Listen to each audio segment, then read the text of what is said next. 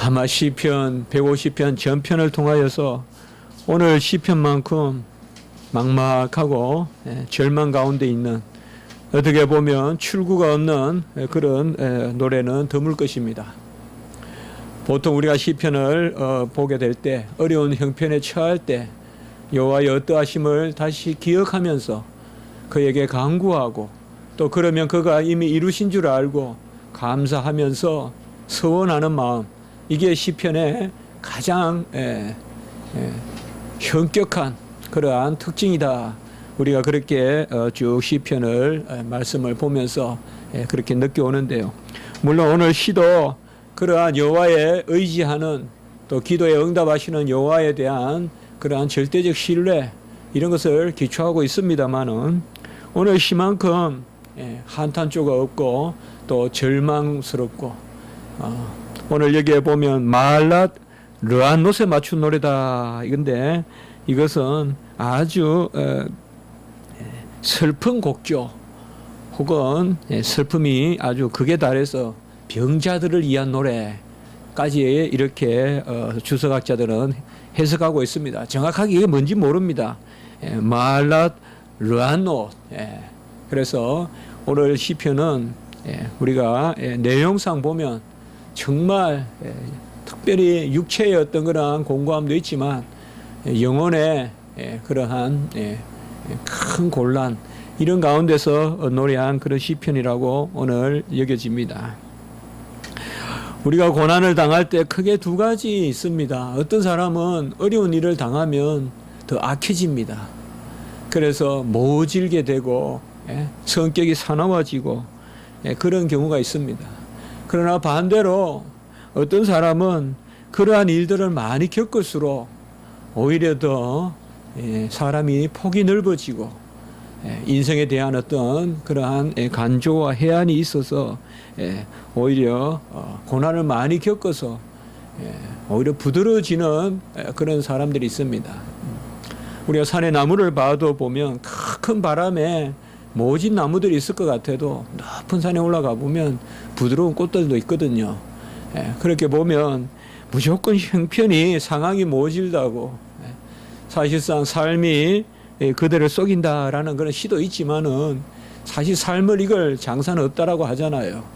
그래도 우리 기독교인의 품위는 아무리 우리가 형편이 어려워도 유해지고 부드러워지고, 그게 바로 고난의 노래입니다. 오늘 우리가 이 시편을 대할 때 막 쫓기듯 어려움을 당하듯, 그래서 너무 고난을 당해서 사람의 성격이 모질러지고 그렇게 되면 안 됩니다. 제가 유학 갔을 때 어머니 돌아가셨다는 장례를 다 치르고 나서 그 소식을 들었을 때, 또 마치 미국에 혼자 있게 되었을 때, 아무에게도 말할 사람 없고요, 아무에게도 말할 사람 없고, 혼자 그냥 낮에는 그때 지하까지 이렇게 집이 2층 지하로 이렇게 학교 기숙사가 되어 있었는데, 그래서 지하에 들어가서 그냥 낮에는 망연자실 앉아 있고, 저녁 때면 이제 문을 열고 나가서 달을 보면서 어머니 생각하고, 그때 제 마음에 두 가지 마음에 이런 갈등이 느껴지더라고요. 이제는 어머니도 계시지 않는데 내가 누구 눈치를 보고 내가 막 한번 살아보자는 그런 막 생각이 좀 막 들기도 하더라고요. 막 인간들이 싫어지고요, 사람이 싫어지고, 그런 마음이 좀 들더라고요. 내가 뭐 이렇게 눈치를 보고 뭐 이렇게 체면을 차리고 그렇게 살 필요가 뭐가 있냐. 그저 그냥 좀 모질러지는 마음이 생기더라고요. 그러면서 또 제 마음 속에는 오히려 이럴 때 내가 더 마음이 부드러워지는 거, 그게 어머니의 뜻이 아니겠는가.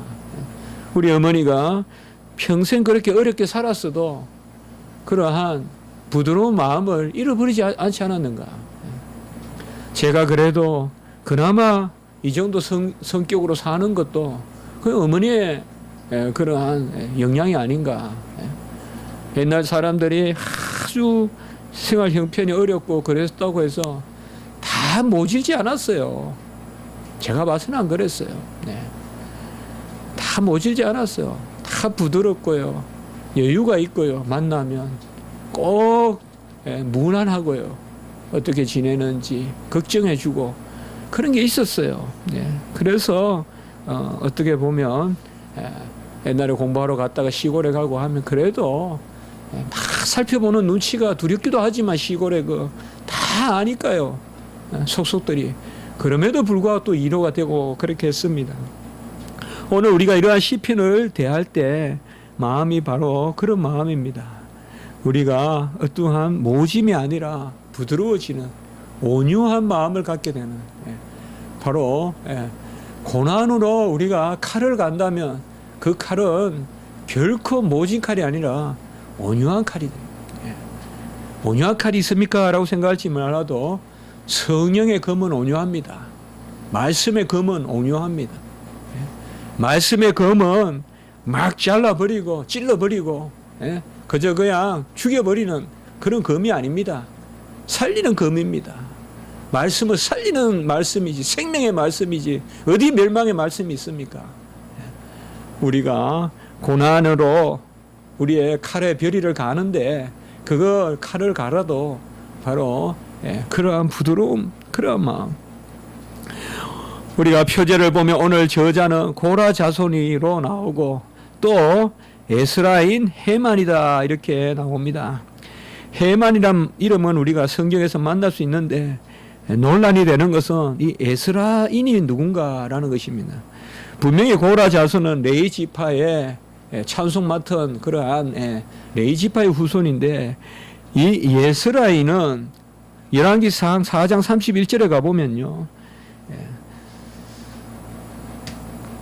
솔로몬 왕을 소개하면서 솔로몬의 지혜가 예스라 사람 예단과 마올의 아들 헤만과 갈골과 다르다보다 뛰어나다 이런 말이 나와요. 그래서 이 네 사람이 가장 뛰어난 사람인데 예스라 사람 예단과 헤만과 갈골과 다르다인데 이보다도 솔로몬은 뛰어났다 이렇게 이제 표현하고 있거든요. 여기에 나오는 헤만, 이때는 예스라가 아니라 예스라로 되어 있어요. 예스라. 오늘은 예스라지만 그러나 다 이것이 같은 어원에서 나왔다 이렇게 봤을 때, 그러면 열왕기 상행 4장 31절에 예스라는 레위 지파가 아니에요. 유다 지파예요. 유다 지파. 그러면 오늘 여기 말씀하고 틀리잖아요. 고라 자손은 분명히 레위 지파거든요. 근데 레위 지파의 찬송시인데 예스라인, 유다인 예스라인의 후손 헤만의 마스길이다. 마스길은 우리가 이제 많이 알죠. 교훈의 시. 그래서 여러 분분한 말이 있어요. 예스라인이란 말이 잘못 들어간 것 아닌가, 빼야 된다는 그런 주석도 있고, 아니다. 유다인인데 레위인인데 본래 고라 자손인데 유다 지파에 입양됐을 것이다. 뭐 이런 여러 가지 이야기가 있어요. 그래서 어쨌든 우리가 표제에도 말씀의 일부니까 우리가 살펴볼 필요가 있고요. 어쨌든 뭐 그건 그렇게 중요하지 않아요. 칼빈은 그냥 같이 봐버려요. 그냥 고라 자손이고 예스라인, 그냥 그러면 열왕기 상에 나오는 이 사람도 유다 지파다 그렇게 구별하지 않고 그냥 그렇게 주석하고 말아요. 어쨌든 그 마스길이고, 아까 말씀과 같이 앞에서 인도자가 노래하면 뒤에서 슬픈 노래를 부르는 거죠. 그래서 일종의 예가 혹은 러멘테이션, 예가 혹은 들지, 영어로 하면 장송곡 뭐 이런 것들 말이죠. 그러한 노래로, 그러니까 특별히 제가 오늘 이 말씀을 말라 르안노시라는 것은 오늘 시편만큼 이렇게 답답한 시편이 없어요. 어떻게 보면. 근데 여기에서 우리가 이제 소망을 찾아내야 되는 거, 그게 오늘 우리가 시편을 읽는 맛인데요. 바로 극단적인 절망과 어찌할 수 없는 한계, 이런 것을 지금 노래하고 있어요. 여러분들 아주 급하면 뭐예요? 죽었다 이 말만 나와도 예친다는 자체가 뭔가 살려달라는 말 아니에요. 그래서 오늘 시편에는 어떻게 해달라는 것보다는 그 내용은 없어요. 그냥 도와달라는 큰 이야기는 하지만은 내 형편이 어떻다, 그것만 계속 그렇게 노래하고 있습니다. 물론 나의 영혼에는 재난이 가득하며 나의 생명은 소홀에 가까웠사오니 3절에 보면 오늘 시편 기자는 그러한 상황에 있습니다. 영혼의 재난이 가득하다. 영혼의 재난이 뭘까요? 뭐 육체의 재난, 환경의 재난, 또 비가 와서 재난을 당했다. 그런 것은 알 텐데 비가 와서 영혼의 재난을 당했다. 이런 말은 없잖아요. 비가 오니 뭐 영혼에 우리가 피폐함이 생겨 그런 뉴스는 없잖아요. 영혼이 당하는 재난이 뭘까요? 사방의 우겨쌈과 유혹과 도무지 이길 수 없는 근심과 압박, 심리적 불안. 어떤 사람은 공격적이고 어떤 사람은 또 공격에 대해서 지나치게 또한 두려워하고, 그래서 남에 대해서 가학적이거나 또 남에 대해서 피학적이거나 남만 보면 두려워하는 거, 그것도 병이거든요. 저 사람이 나를 해치지 않을까, 해치지 않을까. 피학점, 학대받을까 봐 두려워하는 거. 가학점, 남을 학대하는 거. 여하튼 요새 뉴스에 보면 정신이 온전하지 못한 사람들이 많잖아요. 네. 바로 영혼이 당하는 재난. 무엇보다도 영혼의 재난은 크게 말하면 우리는 육체가 죽지만은 그렇게 표현하지만은 세상에서는 영혼은 곧 죽음을 뜻해요. 죽음을 뜻해요. 바로 죽음에 대한 두려움, 곧 죄에 대하여 끌려가는 것이에요. 원죄로 말미암아 죄의 형벌이 임하고 그 죄의 형벌로 말미암아 전체적으로 두려움이 역사하는, 한마디로 생명의 소욕을 갖지 못하고 두려움의 종이 되어 있는, 히브리서 2장 15절에 죽기를 무서워함으로 한평생 매여 종노릇하는, 우리 기독교인들이 사실상 이 심리적인 이런 데 매여서 헤어나지 못한다면 이것이야말로 영혼의 재난이 아니겠습니까? 괜히 두려워하고 괜히 불안해하고 자신감을 갖지 못하고, 그런 것은 영적인 민감함이 아니거든요. 우리가 영적으로 민감해야 돼요, 시편 기자와 같이. 그렇지만은 막연히 두려워하고 전부 안 된다 하고 부정적이고 그런 것이 경건한 거 아니거든요. 그런 게 경건한 게 아니에요. 사도 바울이 그런 경건을 가지고 있었다면 어찌 선교 갔겠어요. 그냥 아라비아 광야에서 계속 머물고 하나님만 찬양하고 거기서 인생을 마치죠. 바로 영혼에 대한 두려움. 요새 우리가 보면 이러한 영혼의 재난이 참 많습니다. 무엇보다 우리가 사슬을 끊어야 될 게 과거의 일로 말미암아 우리 영혼에 임하는 그러한 두려움. 과거가 긍정적이든 부정적이든 우리를 묶고 있을 때 그것은 재난이에요. 너무 과거를 미화하는 것도 안 되지만 너무 과거를 또한 폄하하는 것도 안 되는 것입니다. 이 영혼의 재난이 참 많아요. 너무 무모하게 덤벼서는 안 돼요, 여러분. 방독면을 쓰지 않고 가스실로 들어가는 것은 믿음이 아니에요. 그거는 죽음으로 가는 거지. 심호흡을 하지 않고 높은 데서 다이빙하는 것은 그건 무모한 거예요. 그러나 영적으로 준비해서 마땅히 감당할 것을 감당할 때 우리는 건강해지는 거예요. 오늘 여기 시편에서 영혼의 재난이라는 것은 다른 것이 아니라 하나님의 품으로부터 소홀로 무덤으로 떨어져 있는 거예요. 바로 하나님의 품을 떠나서 오늘 3절 후반부에 보면 나의 생명은 소홀에 가깝다라고 이렇게 말하고 있습니다. 소홀이 뭡니까? 지옥입니다. 소홀이 뭡니까? 저 땅의 깊은 곳을 소홀이라고 합니다, 유대인들은. 그러나 성경에서 소홀은 바로 사망의 권세, 사망이라고 보면 되겠습니다. 어떤 특정한 장소로 보지 마시고, 그래서 나의 생명이 사막에 가깝고, 4절에 보면 무덤에 내려가는 자와 같고 힘없는 용사와 같다라고 이렇게 말하고 있습니다.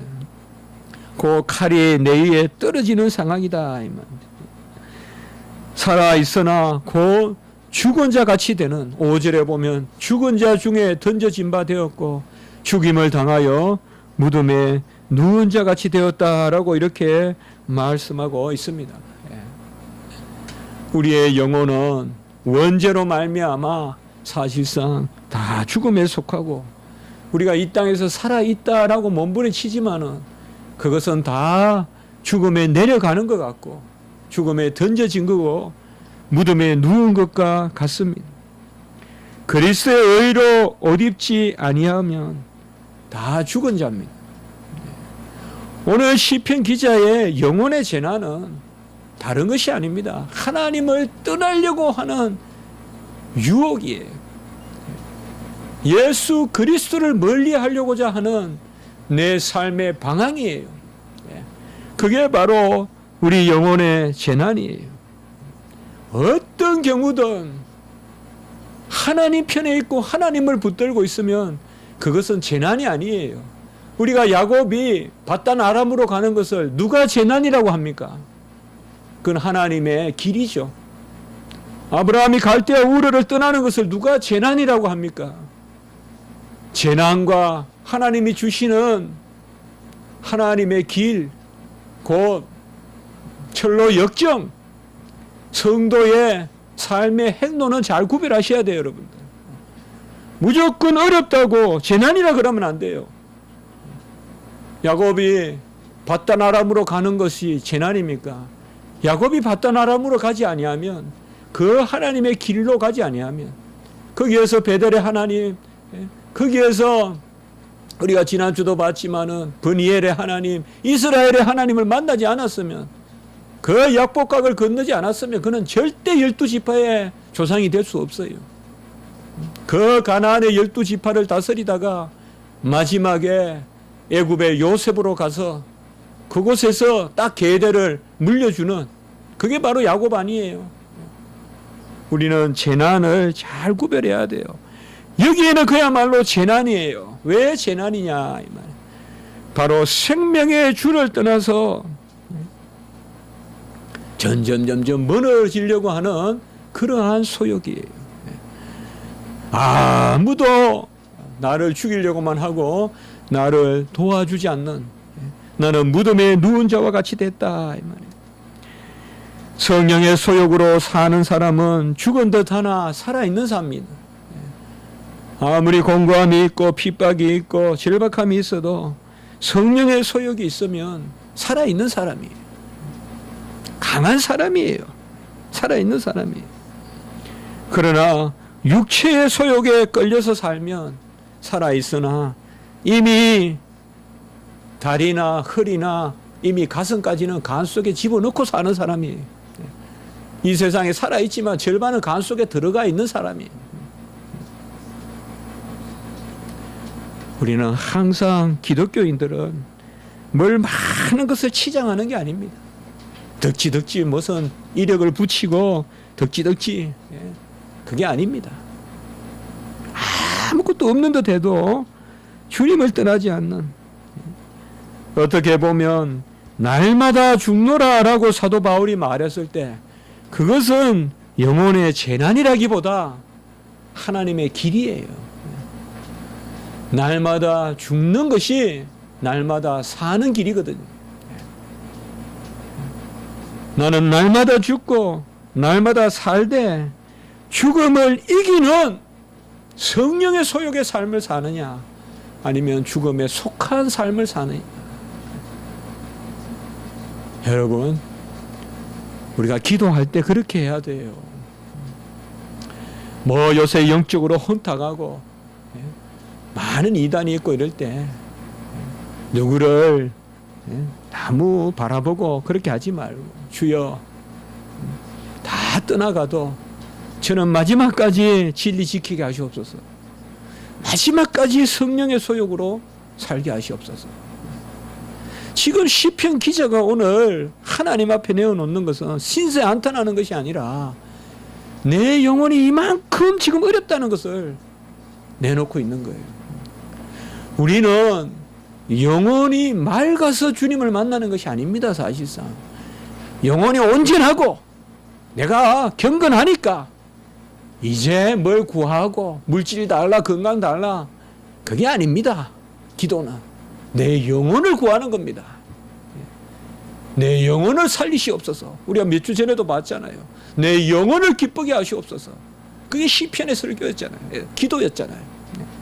내 영혼을 즐겁게 하시고 내 영혼의 은혜를 베푸시고 우리 시편 86편에 은총의 표적을 보이시고 지지난주에 봤잖아요. 같이 합시다. 영혼을 위한 기도. 영혼을 위한 기도를 해야 되겠죠. 지금 시편 기자는 영혼을 위한 기도를 하고 있는 거예요. 이걸 넣고 아마 욥의 새 친구 같은 마음 같으면 뭐 믿음 없이 그러냐. 믿음으로 구하라. 사실상 우리가 충고할 때도 믿음 없이 왜 그럽니까? 믿음으로 구하라. 믿음 없음을 믿음 달라고 기도하는 그게 먼저 기도할 거잖아요. 우리는 영혼은 그냥 준비되어 있는 줄 알고 그냥 육체적인 거 물질적인 거 구하라 그렇게 이야기하는데 오늘 시편 기자는 그렇지 않습니다. 우리는 날마다 우리의 육체의 정욕을 십자가에 못 박아야 합니다. 갈라디아서 말씀이 나오죠. 그리고 계시록의 말씀이 나오지만 요한계시록에 4대 교회의 성도들에게 경고하셨듯이 살아있는 듯 하나 죽었다라는 경고를 들어서는 안 되고 우리는 그야말로 죽은 듯 하나 살아있는 그러한 말씀을 들어야 됩니다. 6절에서 7절에 보면 계속 그런 말씀이 나옵니다. 이러한 죽음의 공포가 어디에서 오는 것입니까? 왜 시편 기자는 지금 이러한 영혼의 재난을 기도하고 있습니까? 5절 후반부에 보면 주께서 더 이상 주의 백성을 기억하지 않고 손을 놓아버렸다 이렇게 말하고 있습니다. 지금 시편 기자는 주님 앞에 주님이 나에게 손을 놓아버린 것이 아닌가 사실 그걸 이야기하고 있습니다. 마치 예수님이 엘리 엘리 라바 사박다니 나의 하나님 나의 하나님 어찌 나를 버리셨나이까 라고 그렇게 말씀했던 그러한 절박함. 6절에도 보면 깊은 웅덩이와 어둡고 은침한 곳에서 거하여 있는데 더 이상 주의 손에서 끊어졌다. 5절 후반부에 또 그렇게 나옵니다. 한마디로 주님께서 더 이상 손을 내밀지 않는. 그래서 시편 기자는 지금 자기의 상태를 이렇게 파악하고 있습니다. 오늘은 상당히 이 시편이 정직한 시편이에요. 이 시편 기자는 무슨 죄를 지었는지 그건 우리가 알 수가 없어요. 그렇지만은 하나님 앞에 죄인이라 그랬어요. 그러나 꼭 시편 기자만 그렇습니까? 사도 바울도 죄인 중에 괴수라고 하고 날마다 죽노라고 하는 것은 그러한 공고함이 있거든요. 그러한 내가 하나님 앞에 모든 것이 온전치 않고 특별히 내 영혼이 온전치 않다. 내가 믿음이 없는 것 같다. 내가 하나님의 말씀에 온전히 서 있지 않는 것 같다. 그런데 주님께서도 손에서 끊어버리고 5절 후반부에 주의 손에서 끊어버리고 그리고 친구들도 다 떠나갔다라고 그렇게 말하고 있습니다. 8절에 보면 내가 아는 자를 내게서 멀리 떠나게 하시고 18절에도 보면 내게서 사랑하는 자와 친구를 멀리 떠나게 하시며 그런데 그 친구들은 다 떠나는데 어디로 가느냐? 흑암에 빠지게 하시고 그 옛날에 같이 교회 잘 다니고 같이 잘 믿었던 그러한 친구들조차도 다 데리고 가서 변질시키고 그 한마디로 지금 시편 기자는 그렇게 노래하고 있는 거예요. 주님은 손을 끊으시고 구덩이에서 나를 살펴보시지도 않고 얼마 구덩이가 깊은지 빛이 없어서 내 눈이 새하고 9절에 보면 곤란으로 말미암아 눈이 새나였나이다. 깊은 곳에 빠진 사람은 이틀 사흘만 있어도 눈이 부시거든요. 바로 오늘 그것이에요. 그래서 지진이나 이런 거 일어나서 며칠간 갇힌 사람 구출할 때 빨리 눈을 가려줘야 돼요. 아니면 눈 멀어요. 그러니까 지금 깊은 구덩이에서 눈이 새하고, 그러나 9절 후반부에 뭐요? 매일 주를 부르며 주를 향하여 나의 두 손을 들었나이다. 같이 합시다. 두 손을 들었나이다. 그냥 너무 손 들고 기도하지 마라 하지만은 시편에도 두 손 들고 기도하는 것은 있어요. 그러니까 간절하게 형식이 아니면 그냥 손 들고 기도해도 돼요. 두 손을 들고 기도하는데 아까 말씀과 같이 5절에 주는 더 이상 손을 내밀지 않는다. 이것이 지금 시편 기자의 기도예요.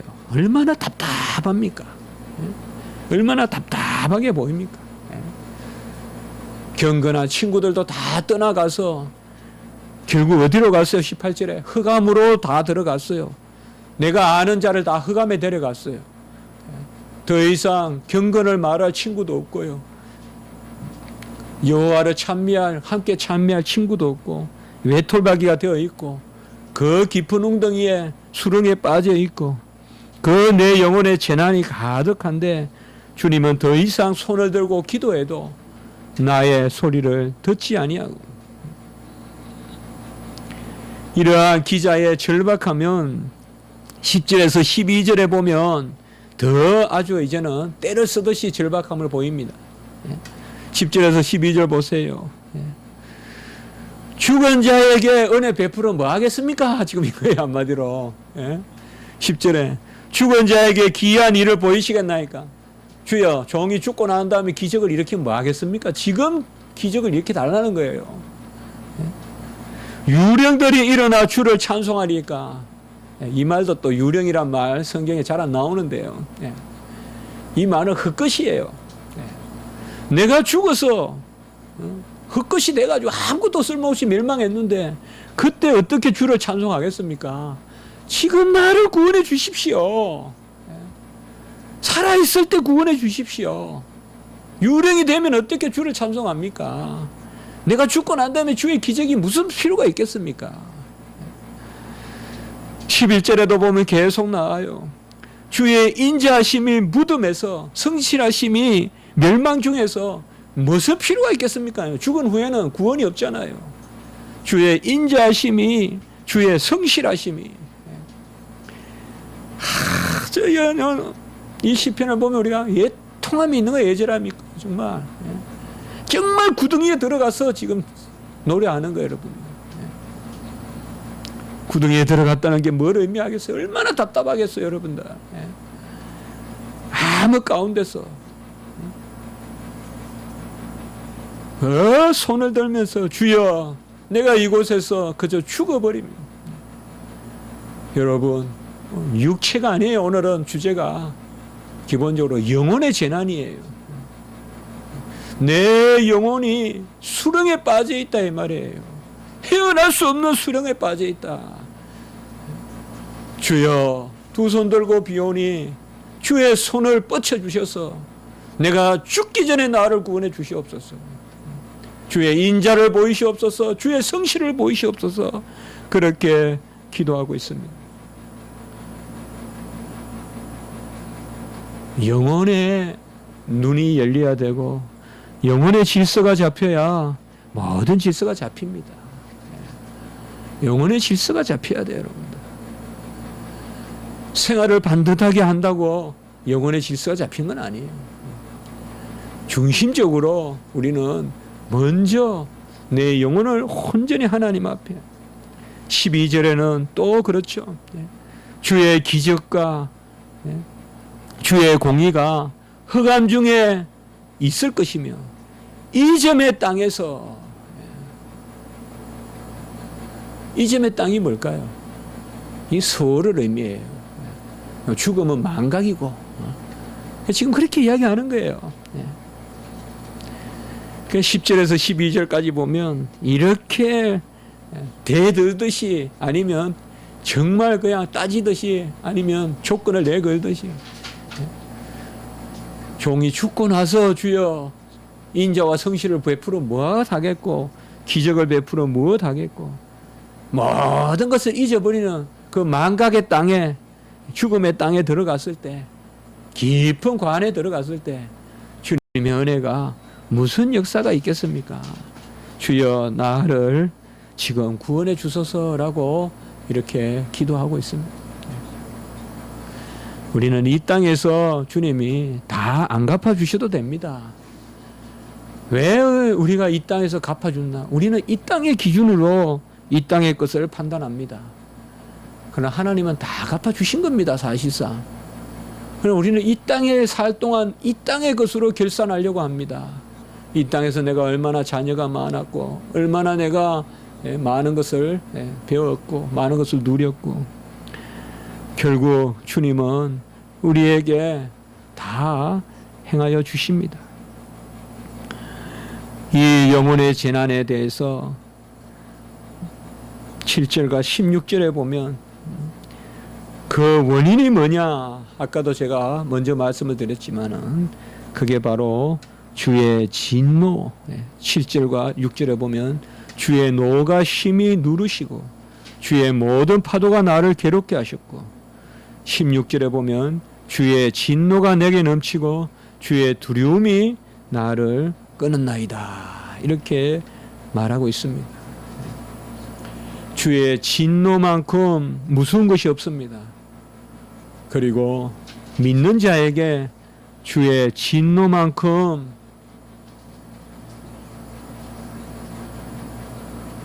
시 사라지는 구름과 같은 것도 없습니다. 주님은 우리를 사랑하시기 때문에 그 진노를 거두어 가십니다. 분명히 오늘 시편 기자는 주의 진노와 그 진노가 넘치고 그 진노가 파도와 같이 에어싸고 아주 무거운 것 같이 짓누르고 여러분 어떤지 모르겠습니다. 저는 결국 기도해 보니까요. 하나님 앞에서 온전하지 않은 것이에요. 그게 항상 기도예요. 그러니까 회개하러 하는 거예요, 우리가. 다른 거 없어요. 하나님 앞에서 온전치 못한 것에 대한 그 회개예요. 이게 우리의 현실 아닙니까? 나무 제 이야기하지 마라. 그겁니까? 근데 죄가 현실 아닙니까, 우리의? 한 날도 하나님 앞에 회개하지 않은 날 있습니까, 우리가? 한 날도 회개 안 하고 하나님 앞에 온전히 창이 열립니까? 하나님 앞에 우리의 모습을 보여주는 거죠. 제 어떤 그 사람이 아니죠. 바로 나의 이야기죠. 내가 이렇게 영혼의 재난 가운데 있고 주의 진노가 내게 임하고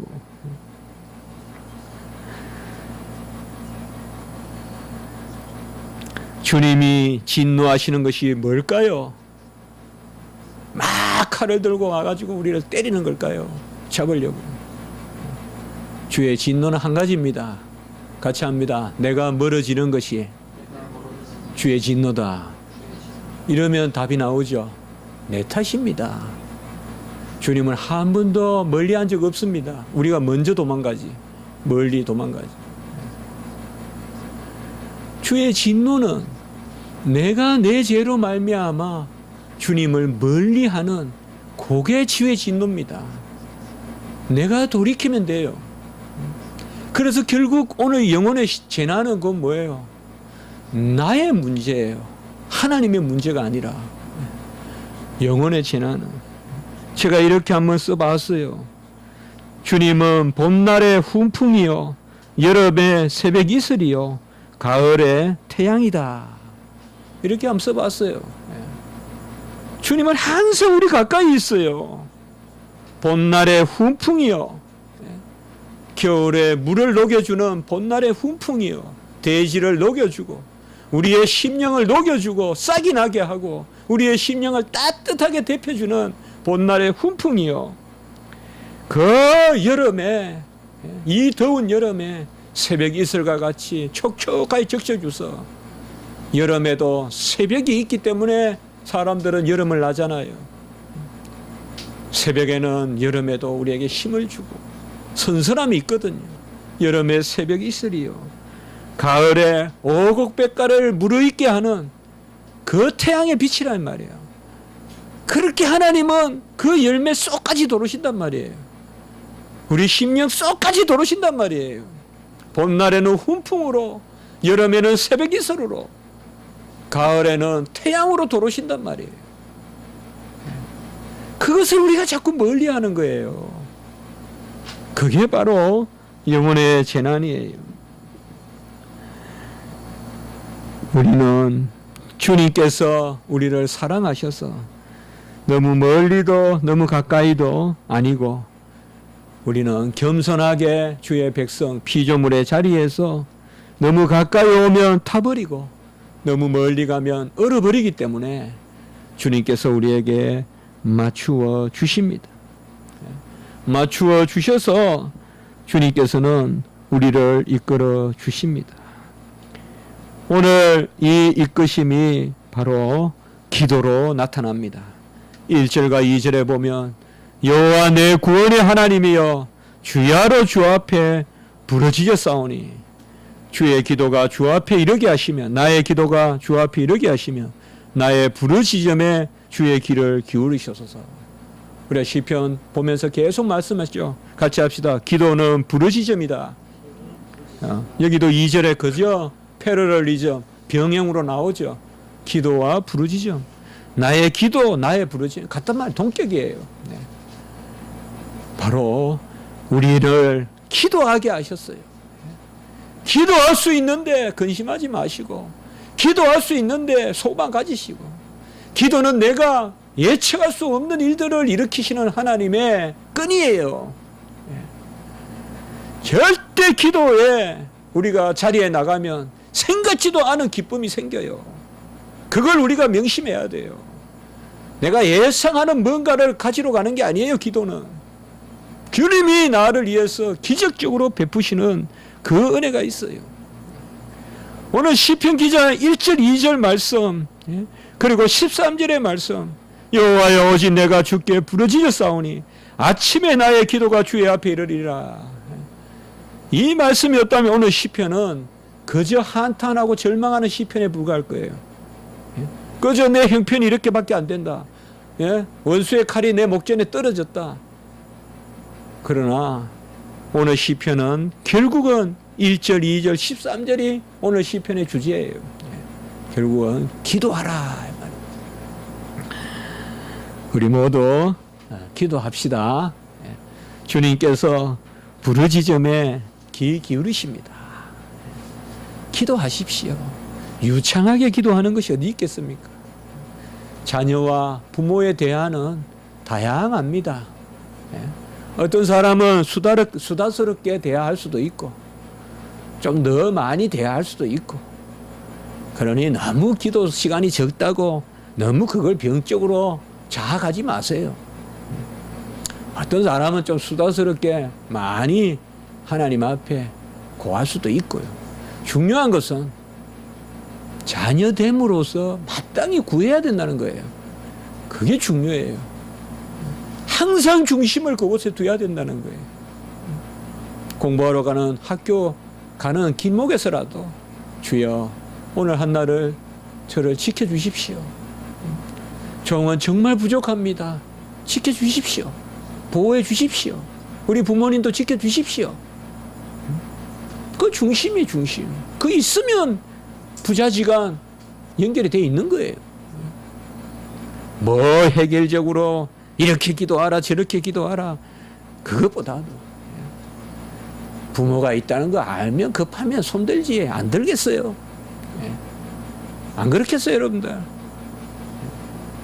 급하면 하나님 찾아요. 우리는 차가 달려들면 주야 하고 외치게 돼 있어요. 마지막에. 그게 우리의 모습입니다.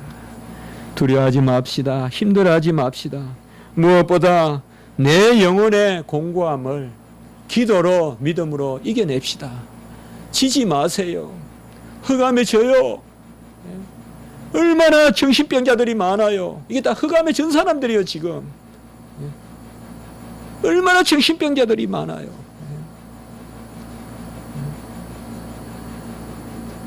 영혼에 강건해야 돼요.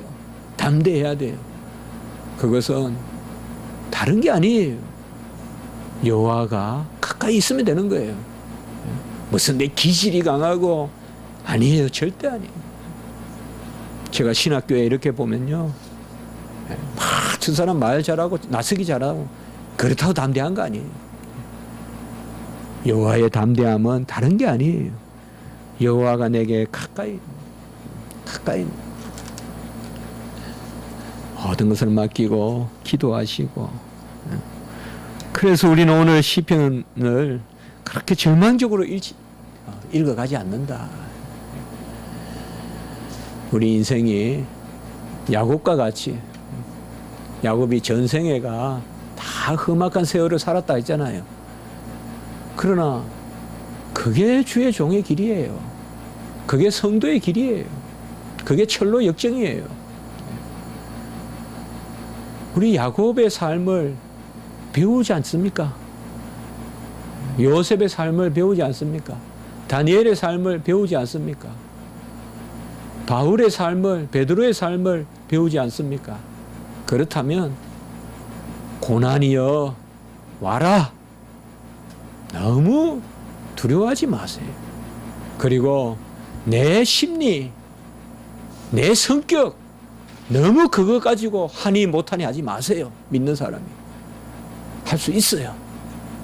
하나님은 약한 것을 들어서 강한 자를 부끄러워하고 부끄럽게 하고, 미련한 자를 들어서 지혜로운 자를 부끄럽게 하고, 없는 것을 들어서 있는 것을 피하신다고 했어요.